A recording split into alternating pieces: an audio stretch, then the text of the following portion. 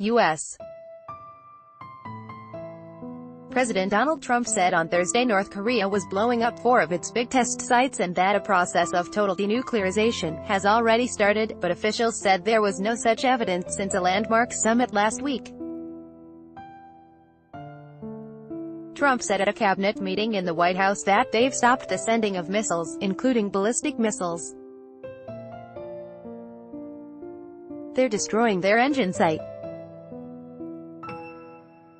They're blowing it up. They've already blown up one of their big test sites, in fact it's actually 4 of their big test sites.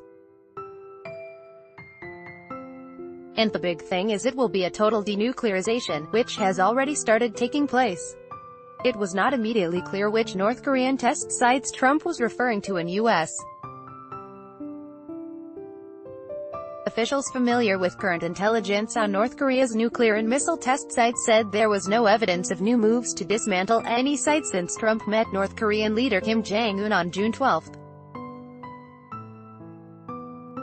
The officials, speaking on condition of anonymity, speculated Trump might have been referring to explosions last month that North Korea said were to destroy tunnels at the Punggye-ri nuclear test site and the dismantling of a medium-range ballistic missile test stand at IHA-ri, also in May. There had been contact with North Korean officials since the summit, the U.S. State Department said. U.S. Secretary of State Mike Pompeo will be meeting with them and talking with them at the earliest possible date to implement what was agreed in Singapore, spokeswoman Heather Nauert told reporters, without providing further details. Asked on Wednesday if North Korea had done anything toward denuclearization since the summit, U.S. Defense Secretary Jim Mattis told reporters, "No, I'm not aware of that. Obviously, it's the very front end of a process. The detailed negotiations have not begun. I wouldn't expect that at this point." Mattis sat next to Trump at Thursday's cabinet meeting. The Pentagon did not immediately respond to a request for comment on Trump's latest remarks. There also was no immediate response from the White House. The U.S.-based North Korea monitoring group 38 North said in an analysis at the end of last week there had been no sign of any activity toward dismantling of any missile test site. Trump, who has been leading an international drive to press North Korea to abandon development of nuclear missiles capable of reaching the United States, told reporters after the June 12 summit that Kim had pledged to dismantle one of his missile installations. The U.S. officials said on Wednesday that the site Trump referred to then was the Sohae Satellite Launching Ground, a major facility in the western part of the country that has been used for testing engines for long-range missiles. Pre-summit actions North Korea announced before the Singapore summit the suspension of its ICBM testing and also closed its nuclear bomb test site, where it conducted several explosions in front of visiting media that it said were to destroy testing tunnels. U.S. officials, however, have cautioned that such actions are reversible. In the cabinet meeting, Trump acknowledged that things can change. Personalities can change. Maybe you end up with conflict. Maybe you don't, he said.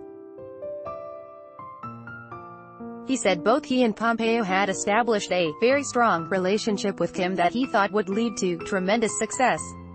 Trump went on to say that the #1 statement in the document he and Kim signed in Singapore was, "We will immediately begin total denuclearization of North Korea," although there was no such statement in the text. In the joint statement, Kim reaffirmed his firm and unwavering commitment to complete denuclearization of the Korean peninsula, but made no reference to a timeline. Going into the summit, Pyongyang repeatedly rejected unilateral nuclear disarmament. Pompeo told the same cabinet meeting Kim had made a personal commitment, and added, "He has got his reputation on the line." Pompeo said U.S. Allies in North Korea's neighbor and ally China were supportive of the U.S. policy of maintaining sanctions on Pyongyang until its denuclearization was complete. Trump repeated his thanks to Chinese President Xi Jinping for supporting sanctions, although he said that the border between China and North Korea was getting a little weaker now. That's okay. That's okay, but we have to get him to keep it tough, Trump said. Trump also said the remains of U.S.